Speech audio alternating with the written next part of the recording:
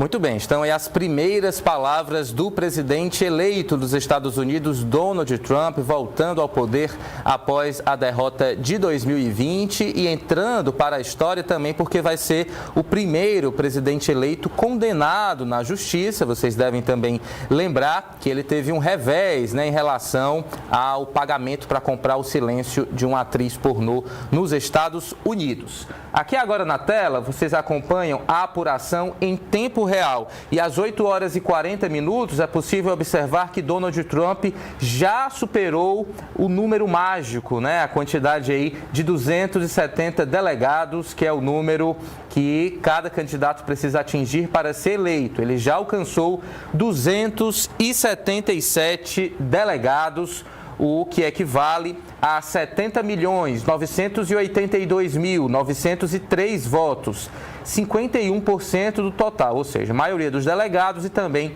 maioria no voto popular, enquanto Kamala Harris obteve, até o momento, ainda falta concluir a apuração, mas ela obteve 224 delegados, ou seja, o voto de 66.075.519 norte-americanos, o que corresponde a 47,5% dos votos. E como a gente falou aqui na abertura do nosso O Povo News, é fundamental observar como é que foi a votação desses dois candidatos nos 7 estados pêndulo.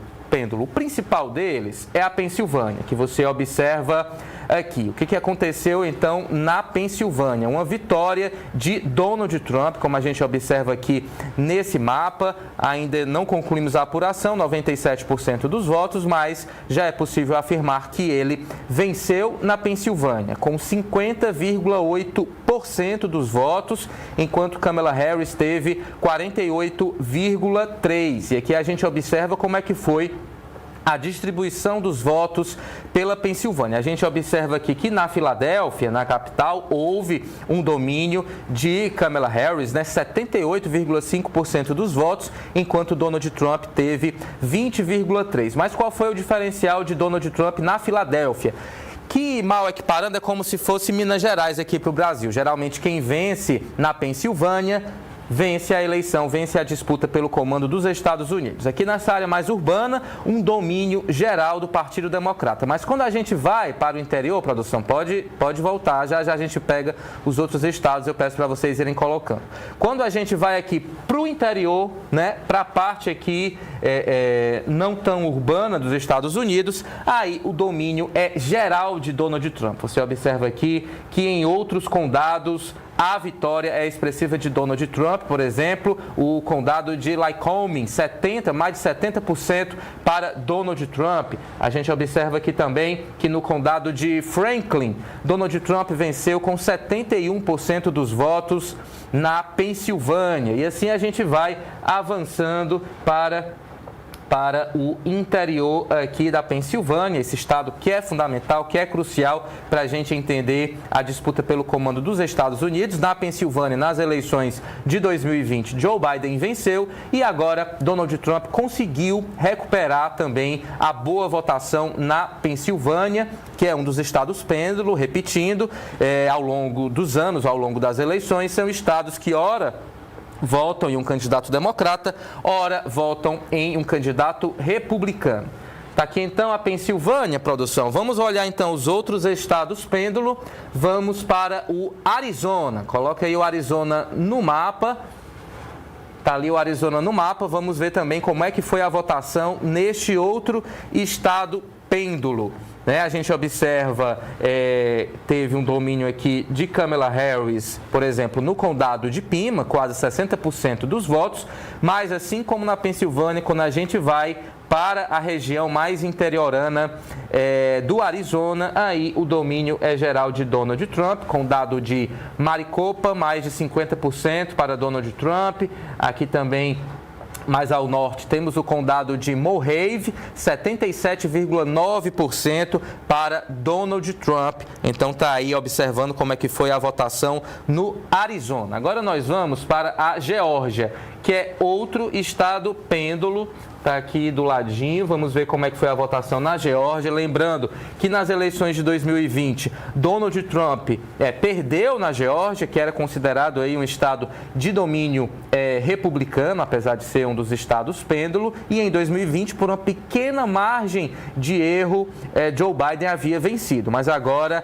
a situação se inverteu com a vitória de Donald Trump. E mais uma vez se repete isso, né? Na capital, na área mais urbana, os democratas predominam. Por exemplo, aqui nas proximidades de Atlanta, no condado de Fulton.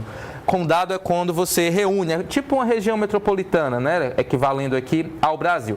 Mas o condado de Fulton, Kamala Harris venceu com 71,9% dos votos, enquanto Donald Trump teve 27%. Ainda nessa região mais habitada, mais urbana, no condado de DeKalb, a vitória foi ainda mais expressiva para Kamala Harris, 81,9%, Donald Trump apenas 17,1%. Mas, quando você observa que essas regiões mais periféricas e o interior aqui desse estado, da Geórgia, você observa o predomínio de Donald Trump. Vou dar aqui um exemplo. O condado de Banks, 89% para Donald Trump, né? Colocou aí quase 80%, 80 pontos percentuais de diferença para Kamala Harris. A gente observa aqui também que para o lado oeste, no condado de Carroll, Donald Trump venceu com 70,3% dos votos.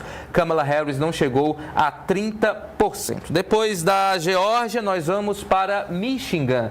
Outro estado importante, um dos 7 estados pêndulo que são necessários para a gente entender essa disputa nos Estados Unidos. Está aqui, já consegui.